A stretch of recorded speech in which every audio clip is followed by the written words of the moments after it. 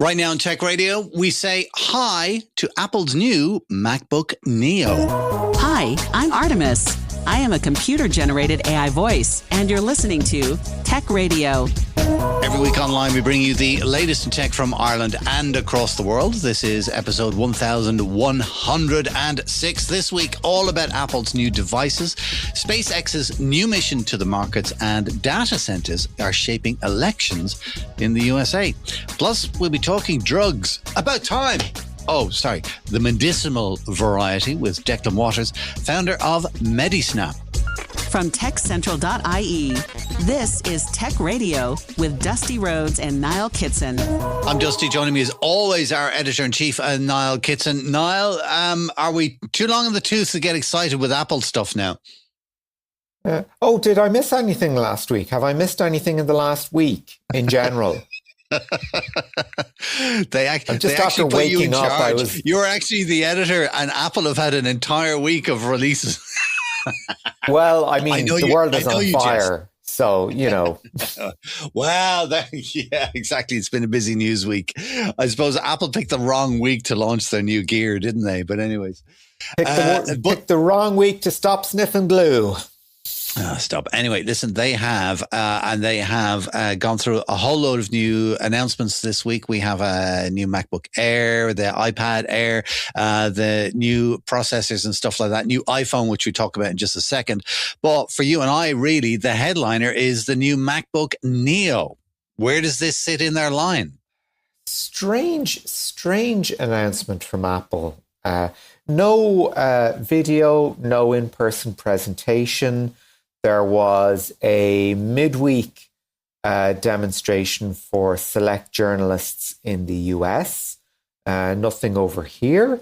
Really, they just kind of let these things slip out onto the website without any kind of fanfare, which is a bit disappointing. I mean, for as much as we like to dump on Apple's recent product reveals, that feels a bit strange.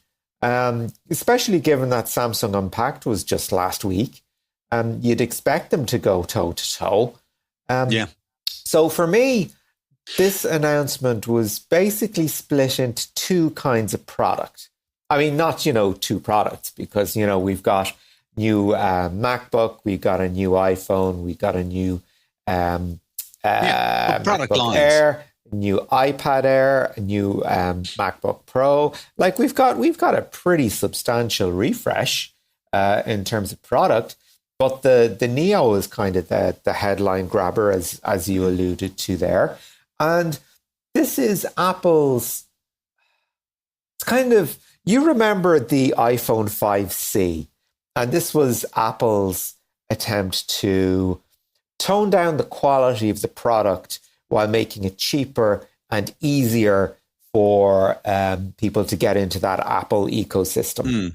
It was a couple €100 cheaper than the iPhone 5 at the time. Maybe not by that much, but it was cheaper.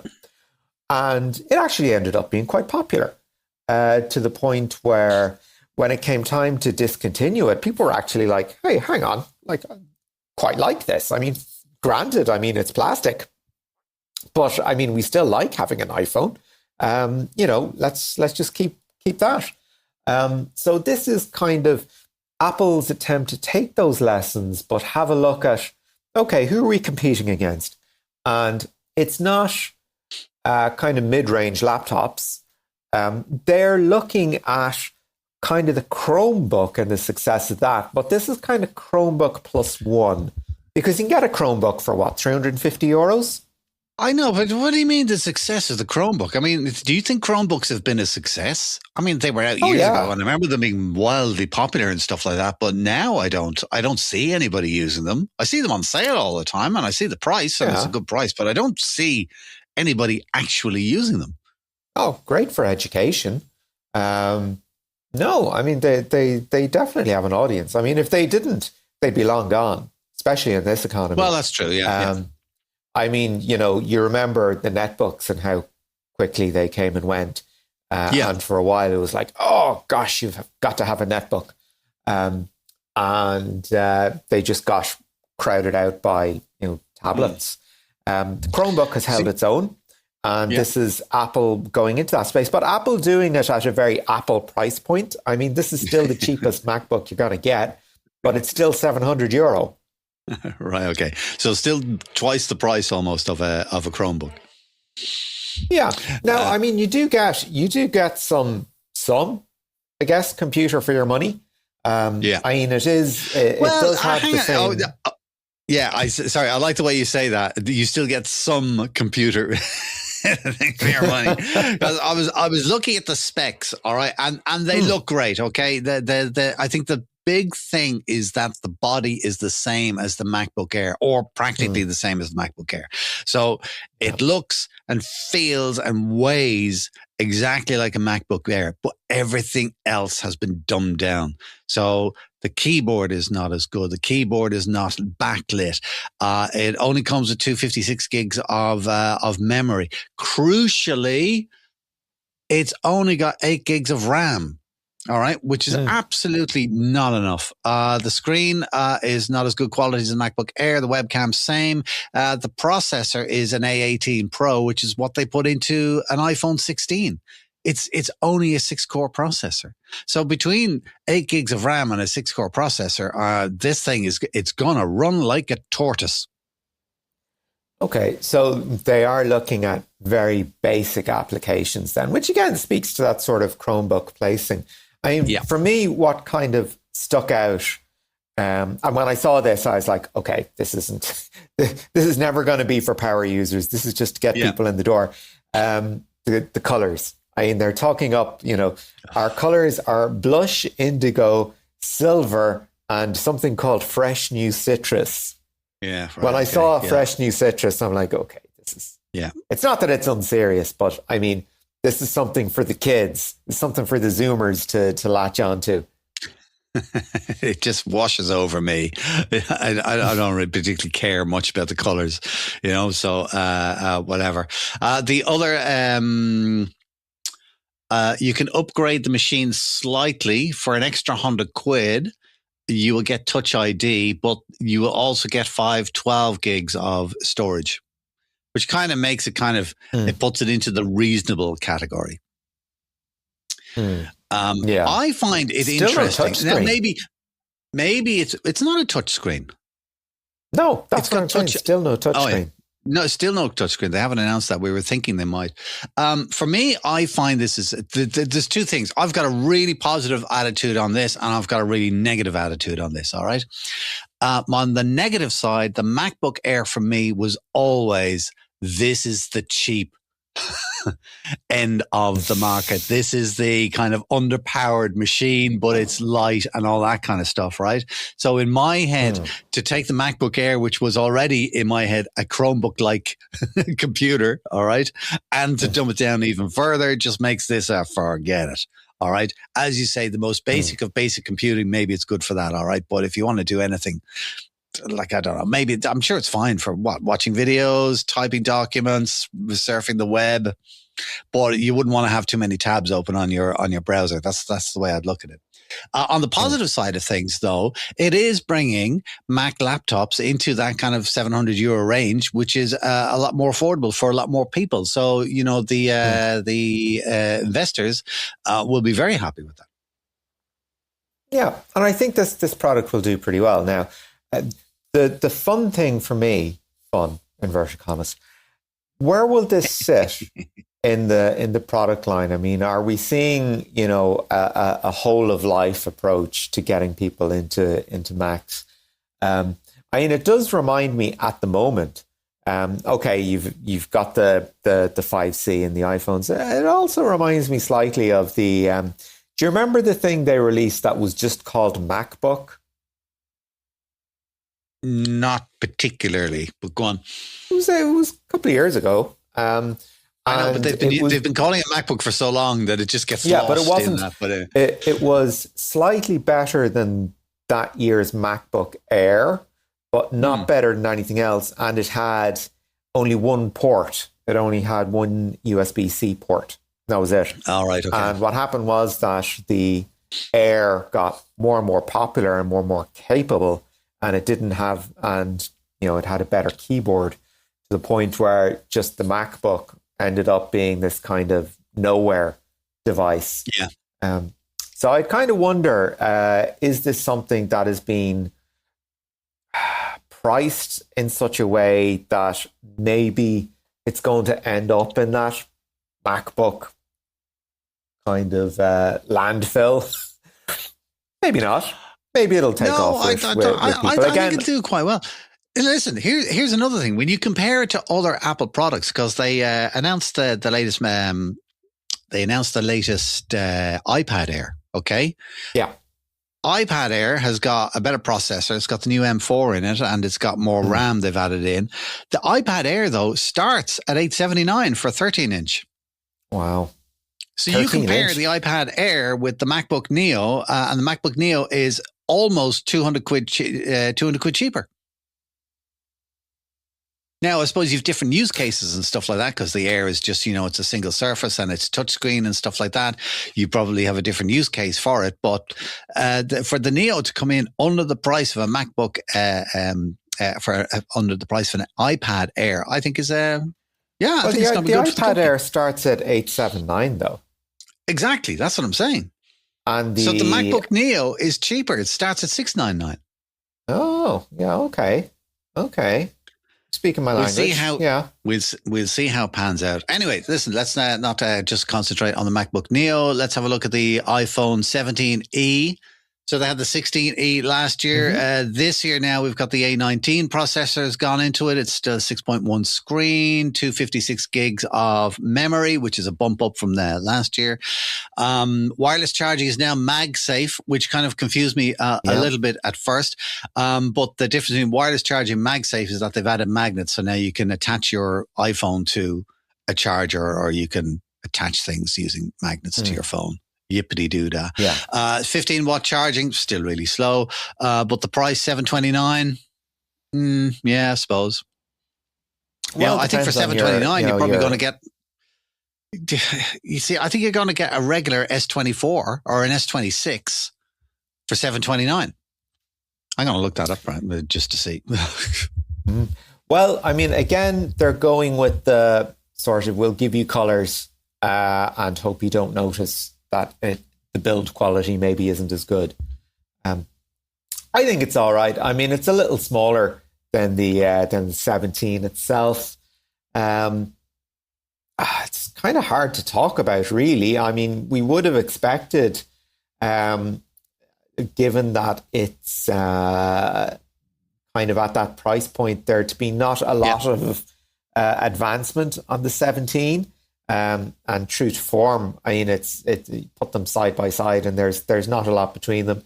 Screen is definitely what stands out, but otherwise, there's nothing really to excite. I mean, the 17, of course, does have a better screen, but the and the 17 is a little bit bigger. I know, but here's the way I'd look at it. Okay, so the iPhone 17e is their knockdown budget version of the iPhone, right? It's 730 quid. For an extra 70 quid, all right, you will get the full-blown Samsung S26. Yeah. It's like, if I had a choice between a 17e and a Samsung S26, the Samsung in my head would just win hands down. Yeah. Because it's better technically. That's something that I wouldn't mind seeing the stats on. Like, how many people actually, once they get an iPhone, how many people upgrade to iPhones routinely versus Samsungs? I think people are kind of loyal to one brand or the other, and I think it's more nobody likes change. And if you're in on the Apple, particularly if you're in on the Apple ecosystem, so if you have like a laptop and a phone, or a phone and an iPad or something like that, whatever, that they all work together. So you just stick with it. Though I do hear a lot of people who switch. Oh, I used to have an iPhone, now I've got a Samsung, or vice versa. Like, they don't seem to care.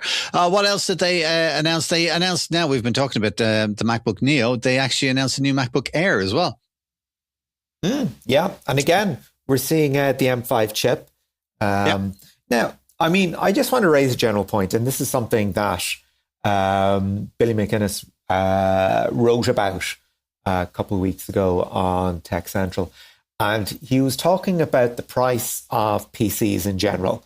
So are we going to see, on account of the price of memory, are we going to see the cost of PCs go up for the same spec as we have now, or get worse for the same price? I'm kind of interested in seeing how Apple holds together, because seeing as they do their own silicon. Yeah.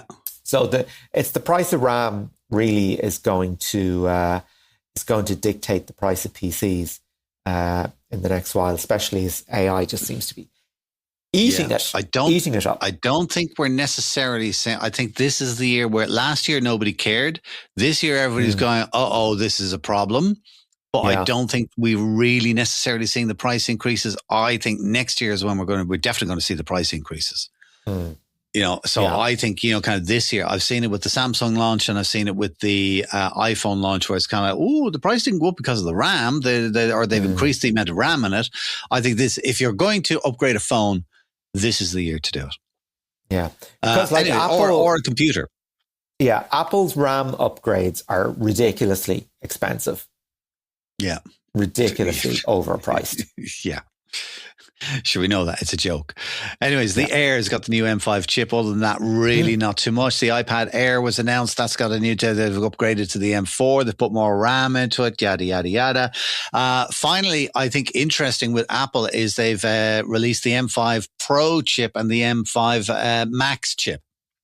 And it's the Max chip, I think, has gone up to 18 core. And I love the way the terminology that they use. They say there's 6 super cores and 12 performance cores. Wow, super duper. But they're labeling it now as the world's fastest processor, and you know what? Certainly at this end of the market, I wouldn't doubt them. A lot of the stuff, though, Niall, and you may know more about this than I do, because I don't really know anybody with Apple stuff. They're touting all of these new processors as Apple Intelligence this, Apple Intelligence that. I don't hear anything about Apple Intelligence. Is it like a thing? Is it in the world?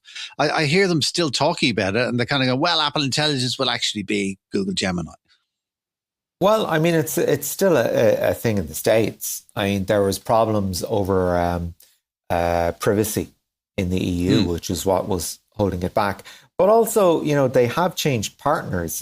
They did start with OpenAI, and they've moved on to Gemini. So there's clearly been some problems behind the scenes in doing, Apple Intelligence or AI the way Apple want it to be. So I honestly don't know.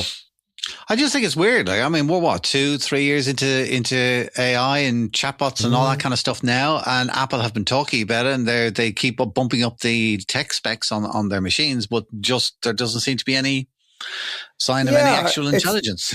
It's very much, we've upgraded the chip and Apple Intelligence is just around the corner, so it'll be able to deal with it. How powerful do you actually need these machines to be just to run AI? What's your problem here? It might be their own servers might be the problem, because they will need a lot of oomph there. Anyway, listen, there we go. That's way more than Apple deserves. So let's move on to other tech stories this week. Netflix. Now, this whole deal with Warner Brothers is gone. Now for something completely different, as a wise man once said. Now the Netflix Warner Brothers deal was quite interesting, because this was an opportunity for Netflix to expand its catalog to include all the DC stuff, and more importantly for me anyway, HBO. And it was all about the catalog. I mean, Warner Brothers also has the likes of, I think ESPN is in there, CNN is in there. So, it wasn't just, you're getting a studio. It's like you're getting a streaming service, you're getting a news channel, you're getting all this other stuff. And, the big competition was between Netflix and David Ellison, son of Larry Ellison from Oracle. Who has just, I don't want to say pulled off. I mean, the Trump administration passed the merger of Paramount and Skydance. As you remember, the great Stephen Colbert got into a bit of hot water over it. And he's saying exactly what he thinks of it ever since, seeing he's got 2 months left on the air. And this was kind of Netflix ultimately stepped back from this deal, saying, okay, well, I mean, if Paramount Skydance wants to spend, I think, what is it? I can't remember what the amount was it on it, X billions in an all cash sale, have at it. I mean, we were looking at it as a nice to have rather than a must have. If you consider it a must have, well, okay, it's probably not worth that. Of course, Warner Brothers is Warner Brothers Discovery, is the full name of the company. And there was concerns that, well, not concerns, but speculation that it would be broken up. Hasn't come to pass. So it's an all-in deal. And given the FCC, its current composition, there won't be any problems with regulators there. So for us, lowly plebs on this side of the Atlantic, if you've got a Paramount Plus subscription, you're probably going to benefit from it. Me personally, I'm a Netflix guy, maybe not by choice, but that's it. So I'm not gonna really notice anything. But I mean, so few streaming services actually make money. Netflix makes money. Disney Plus doesn't make money. Sure, Paramount Plus doesn't make money. So it's kind of okay, how long are you willing to subsidize these things before we start to see more market consolidation? It's kind of I don't even want to adopt a wait and see. I just want to see how long will this actually be held on to before it's spun out as something else. We'll wait and see. That's my doomer view of it.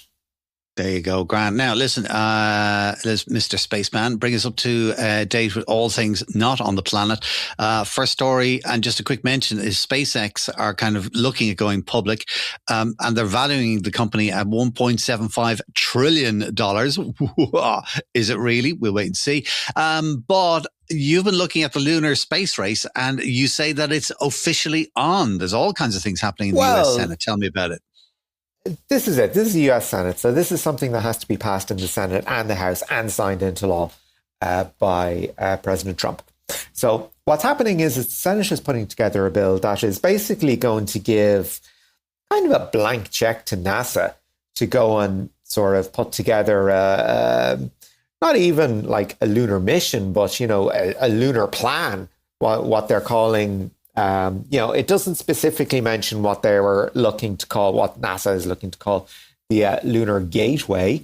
But they are looking to fund things that are considered critical for future space exploration. And I guess that means a lunar outpost.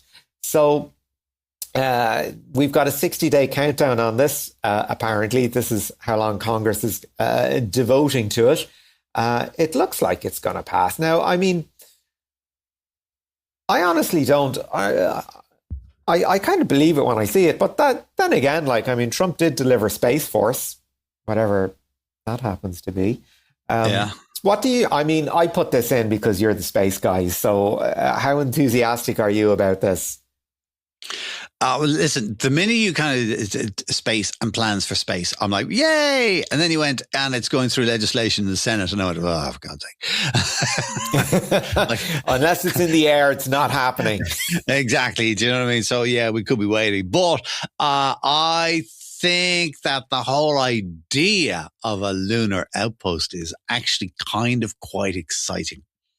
And I think that is something that is well within the realms of possibility, because we have had, for the majority of our lifetime, men have been in space on space stations, and women. Why not have one on the moon? It's another 2 days away. Yep. And I think that in itself will be a huge leap for mankind. Pardon me for stealing Neil Armstrong's words. And I think then if you have like a lunar base, that then will be the essence of something moving on to another actual planet like Mars. I think it'd be really interesting. I would love to die and come back in 1,000 years and see how we've done, or if we've annihilated ourselves. It'd be one of the other. It'll either be Utopia or Warhammer, one or the other. Yes, exactly. Listen, just speaking of the states and legislation, stuff like that, last story for this week, data center planning is becoming an electoral issue in the US. And the reason I'm interested in this is that because data centers are such a key part of the Irish economy because of where we are and the amount of investment that we have from the big international corporations. What was it? I saw in the news the other day. It was something like a quarter of Irish corporation tax was paid by 2 companies, or a third of it. It's like outrageous numbers. All right. They didn't name who the companies were, but I'm sure you can guess it was Apple and Microsoft, probably, whatever. However, this whole thing about data centers, we say here in this country, I think it's something like, is it 20% of electricity in Ireland today is being used to run data centers? It's something crazy like that.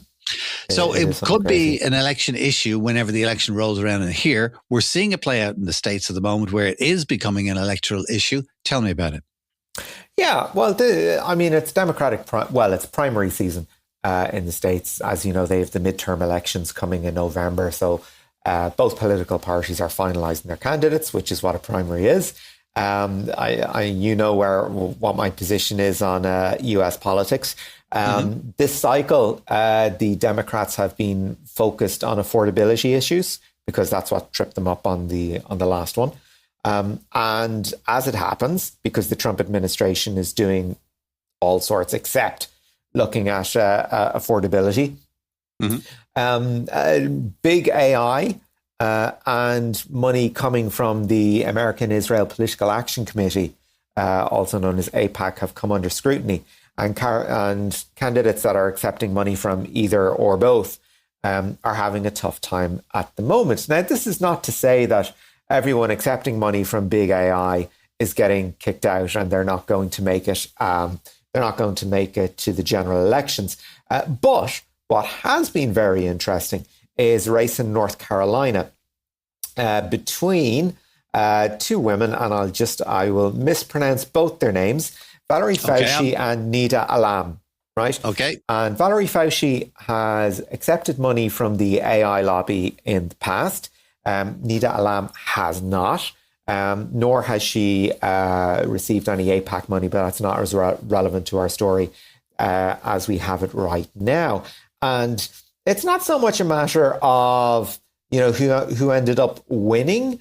Valerie Fauci is the incumbent, seems to be pretty popular. She won her race, I don't want to say handily, but, I think it was like a 9-point margin in the last general. It was her margin of victory was significantly impacted, and part of it was due to this focus on costs by Nida Alam and talking about data centers pushing up utility bills for everyone else. And it's a point that was similarly made in races in Virginia last year, where it has become a political issue that the cost of utilities is going up. Affordability is a huge problem. Therefore, data centers are becoming a massive political problem. We've seen it here in Ireland, sort of. In 2015, Apple announced they were going to set up this data center in Galway. In 2016, they said, okay, we have our planning permission, let's go. And it was held up in the courts all the way up to 2022, at which point planning permission actually lapsed. And Apple said, you know what, we're not doing it. We're going to go somewhere else.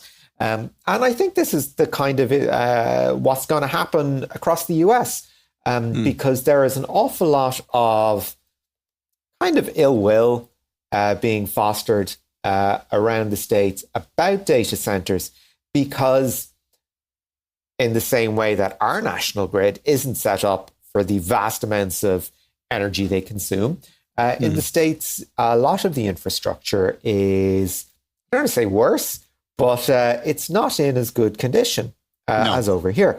There was a wonderful documentary called Power Brokers about the energy grid in Texas. And for a state as big as it is, it is flimsy. It is absolutely flimsy. I recommend people go and listen to it. And it's actually scary how a state as big as it is has, infrastructure that is as badly degraded through commercial interests and successive inept administrations. But this is what we have, and this is something that that is being dealt with in the States. It's going to become a very significant issue that Democrats can make ground on. It's also a very significant issue that big tech is going to invest an awful lot of money in supporting pro AI candidates. And of course, they don't really care which side of the aisle they're paying for. Sometimes they're paying for both at the same time. But yeah, something to keep an eye on. Again, North Carolina, an interesting case study. Not so much that somebody was unseated, but just the margin of victory was, I think it went down to 2 points or something, 1 or 2 points. As we're speaking, there is talk of a recount even, which brings it down to 1%. That's the threshold at which you can request a recount. So we'll see how it goes. I think Valerie Fauci will still retain her seat, but I think the point is being made. Well, as I say, interested to see what's happening there, and then it will have a follow-on effect to see what happens here when it comes around to election time. Let's leave the tech news at that for this week. Niall Kitson, as always, thanks for keeping us up to date. This is Tech Radio from techcentral.ie. Get every episode of Tech Radio by clicking follow on your podcast player right now. One of the biggest problems EMTs and paramedics face is how to get a clinical picture of a client as quickly as possible. In many cases, that includes knowing what medications that they have to take. Whether it's because of a language barrier, old age, or the stress of the moment, emergency care can needlessly be slowed down by having to remember a list, sometimes a very long list of medications. And any of us with elderly parents will know all about that. To solve this problem, Donegal-based paramedic Declan Watters has set up medisnap, which is a simple system for recognizing and cataloging medication with just one tap on your smartphone. Niall Kitson sat down with him to learn more. So Declan, your product is medisnap, so something specifically for the healthcare sector, and in particular emergency care. That sort of implies you've got a background in healthcare, perhaps one in technology as well. So tell us a little bit about your founder's journey. Well, I started working when I was 14, and I was working as I was kind of in secondary school the whole way through IT, but I was working as I started off as a warehouse boy for a pharmacy, pharmaceuticals. And I progressed through it to running, I ended up in Cara Pharmacy running their business they had 14 shops all over Ireland. I was doing their wholesale for the pharmacy, doing OTC, doing trade, generic, brand, wheeling, dealing, buying, selling, and I had a good knowledge of what was what and what was it for, and I've also went to Letterkenny IT before it became the ATU. I came out of it in 2005 with a Bachelor of Science in Computer Programming, and I've always kind of just stayed in touch with computer programming as well, and I've always had an interest in it. And when this AI came out, it just kind of really piqued my interest, and I started diving into it and testing out, the what I could do with it and what I couldn't do with it, and trying to push it as far as I could.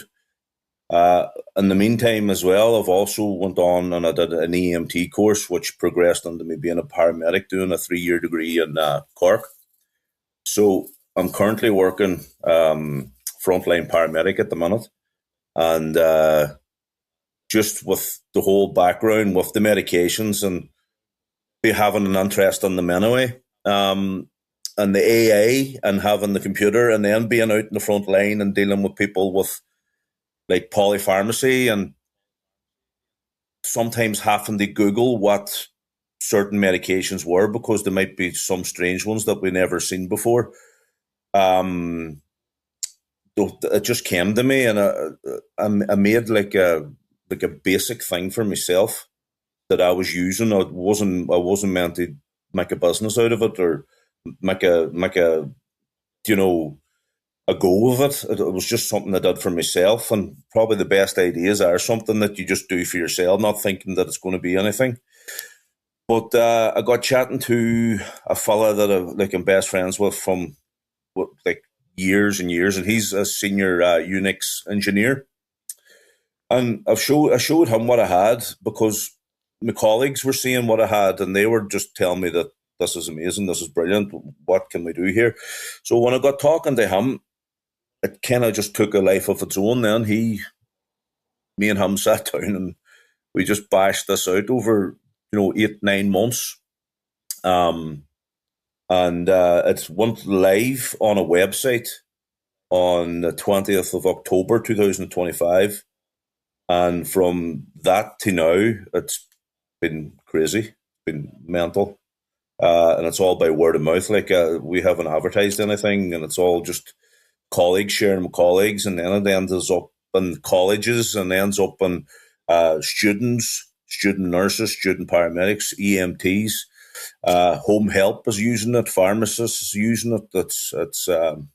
And it's all word of mouth, and doing things like this. So tell us exactly how the system works. Well, the system, it started off as a scanning device, and it does exactly what it says in the tin. You might have a list, or the example I always give is you're going into a house in the middle of the night, and it might be an old bachelor, and you come and you say, okay, why am I here? And he'll explain to you why you're there. Okay, do you have any medical history? And he's like, no, nothing wrong with me. But he might hand you a downstairs bag full of 40 tablets, and you're like, well, why are you taking all these tablets if you know medical history? Oh, the doctor tells me to take them. I just take them. So what our system does is I could, even if it's boxes, bottles, lists, handwritten lists, a script, anything that they have, they could have it written out themselves, as some family members do. Like you might see a list with a big line through it. Oh, they're not taking that tablet anymore, and they're not doing this. But you can lay it all out. One photo. The system's designed to take the photo as one patient. So there's a 3-tier system then, that when it scans with the ORC, with the optical character recognition on the AA, there's a 3-tier section there, whereas it'll read the word, it'll come back to the database that I've built, it'll go, okay, there's there. And then the next tier, it'll look for a dispensing term like daily, dosage, tablet, capsule, and it'll go, oh, okay, so past tier 2, and then I'll go to tier 3, and it puts everything together. And if there's a dosage off, or if there's something off, it'll on my database, it'll say not recognized, and it'll throw it back, not recognized. So it has to pass all the 3 tiers to get onto the screen of the phone, or onto the screen of your PC. And we also have the blurry vision on it, which is the bottles from the dispense. It'll have laser printed, and sometimes the middle can fade, and it'll read like the first few letters and the last few letters, and it'll go, okay, it looks like paracetamol, or that looks like, and it'll go through the same thing, the same tier system then with it. And when it comes back to us, so it can read as many drugs at the one time. So within 3 seconds, it's presuming it's one patient. It's given us an inferred medical history. So if they're taking a diabetic tablet, the likelihood is they're going to have diabetes they're taking a blood pressure tablet, the likelihood they're going to have blood pressure problems, thyroid problems, cholesterol, cardiac, might have a irregular heartbeat, stuff like that. So that's going to throw that up with that just by 3 seconds. You have your inferred medical history. It's going to highlight a critical drug that they're taking if they are taking them. So if it's a patient that fell or a patient that, had something major happen, if they're on a blood thinner, if they're on, it's going to, like, if they're on like Eliquis, or if they fell and hit their head, we're definitely they're definitely coming to the hospital to get a scan done, or there could be something going on that we can't see. And it also, which we put in now, it's flagging critical interactions, which is kind of a game changer. There's a thing there called community paramedic, Pathfinder, or whatever, and they have the right. They can leave patients at home, and they can, so them knowing if tablets are interacting the wrong way, if someone started a new tablet and it shows up when they take a photo that, Jesus, these 2 tablets could cause confusion, or these 2 tablets could cause diarrhea, or something. And the amount of interactions we're getting in the communities, it's crazy. Like, I'm still waiting for it to run through more, and the more scans we get, the better data we're having. But the interactions, I was chatting to a pharmacist about it, and I said to him, we're finding a while lot of interactions. Tablets affecting the effectiveness of another tablet, or they're affecting each other in a negative way. Like, and he goes, yeah, you will find that. And I think it's very strange that if they know that tablets are going to interact bad with each other, that they're still allowing them to be taken together. So we've also added, like, we've opened up our database. We've created our own database, and it's kind of like to be used as a reference tool now as well. So it's just not going in and taking a photo. You can go on, and if you have the name of a drug, and you can search our database now for that drug, and it's going to give you the indications of it, why it's used, and it's also going to give you the contraindications, why it's not used, and it's also going to tell you every trade generic brand name that drug is, and the international names of it, and the dosage range. So you can check that on every tablet now, or every medication on our database. We've also added in, because there's a lot of foreign nationals living here, refugees, asylum, that we were finding, going out to hotels and stuff, say the Ukrainian population, and you're going in and they have their own prescriptions from Ukraine here, or their own tablets or their own lists, and it's all Ukrainian. So we have the OCR now. It's recognizing the Cyrillic text, so the alphabet that's used in Russia, Ukraine, blah blah blah. So if you take a photo now of the Ukrainian medication or whatever, it's going to throw back to us in English what it is, and it's going to just say Ukrainian medication detected. This is what it is. This is what it does. The exact same thing, and it's given us a head start before we we normally, time on scene is critical for what we're doing, and if we're sitting Googling, and within 3 seconds now we have it and we know what we're doing, it's not leading us. It's not to lead your clinical decision making, but it's just to give you, okay, I have a wee bit of a picture here.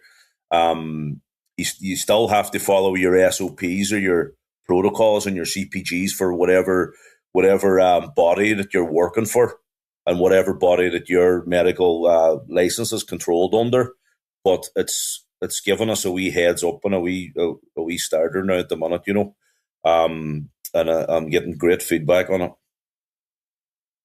You're using this sort of software, this system, in a very pressurized environment, as you made mention of there yourself. You've also got I don't want to quite say a captive audience, but you certainly have a user base of people able to give you high quality feedback very quickly. Say, look, if this button could be bigger up here, that would be fantastic. If this button down there, I don't need it as much. Are you finding the discussions are getting that granular and when it comes to product development? See, one of the best things that we've done on the application is user feedback, right? It was, as I said, you can take a photo and it shows you that it's one patient. And I had a fellow send me an email that he collected out of a nursing home, and the nursing home was the patient had a massive polypharmacy, so she had pages, and he could only scan one page at a time. So it was going, that's a patient, that's a patient, that's a patient. So each page was a different patient. So just by that feedback, we were able to put in multi-page scanning now, so you can add as many pictures as you want into the one patient, and it's giving you a fuller picture. Also, the drug interactions came from a community paramedic that I was chatting to, and he was like, if we could get the drug interactions on it, it would be massive, and it was massive, and it was a massive amount of work, but it's done, it's there now, and people are using it. But the user feedback, even if a drug doesn't scan, if something doesn't scan, I've been asking them to send me the photo of what didn't scan, so I can see why it didn't scan. And sometimes when they're sending to me, they're like, "Oh, I'm sorry, this didn't scan," but I'm delighted it didn't scan, because I know that what I've done is working, and that it's just not going out into the universe and pulling back stuff that it shouldn't be pulling back. It's pulling back what I wanted to pull back. And any drug that's been sent to me that hasn't scanned, it's scanning now, it's on it. But we have I think it's 2,500 drugs on it now, from trade, brand, generic, even the likes of Nurofen, all them are all on it. And it's amazing what you can do when you sit down and you listen to people, and you're not, me and my silent partner, one of my best mates, the things that we are able to do that multinational companies won't do, because me and him can sit having a pint and we can talk about, oh, let's do this, and it's done. We can do it that week. We can start it that week. We're not having 100 meetings to decide whether to make a button big or a button small, or move this here and move that there. We're just proactive, and we just go, right, let's just do it. Let's get it done. And it's working so far. And I don't know, but no, it's yourself, it's going good. So where do you see the next step of Medisnap as a product, as a company? Where would you like to take it? The next step is to get regulatory approval. In the application phase of the Enterprise Ireland now at the minute, and actively seeking, pre-seed investment. I need to hire a regulatory, someone that can navigate the regulatory situation, because the HPRA there, it is notorious to get approved. They want to go from I want us, at the minute, we're a nice to know educational thing. We can't say that this information is 100%. If we get regulatory approval, we can be a medical device, and then we can start approaching, government bodies, or we can start, private hospitals, private nursing homes, stuff like that there. There's also a home version that we're hoping to get out for the normal, people just that have sick relatives, or, you know, they might have a massive polypharmacy themselves, or, you know, when the ambulance lands, it can be quite intimidating. You can get flustered. It's going to be detailed around how a normal person can deal with emergency services and have stuff at their fingertips when they're asked. Because I know from myself and my own father, when he was sick, even as a paramedic, when the ambulance landed, they'd be like, "Oh, what medical history?" And you do get flustered, like. So if you had, say, my mum's tablets and had medical history in one, have my dad's, have my own, have my aunties, have my uncles, that's what we're trying to develop at the minute, you know. And also the regulatory approval. I haven't decided if we're going to try and get Ireland first or the UK first. But once we kind of navigate through Enterprise Ireland, the regulatory approval is the next major step that we need to push forward, because it'll open up a lot of doors for us. And that was Declan Watters from Medisnap chatting with Niall Kitson. This is Tech Radio. That's it for our show this week. Do check out some of the other stories we have online for you, including... Yeah, we have Marie Boran on deepfakes and propaganda, Bill McInnes on why IT distribution channels shouldn't go all in on automation, and Research Ireland outlines its first 5-year strategy.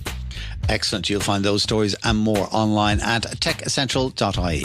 We're back again next Friday with a brand new show for you. In the meantime, please do share our podcast with a friend who's into tech and tech news. Just tell them to look up Tech Radio Ireland on Apple, Spotify or YouTube.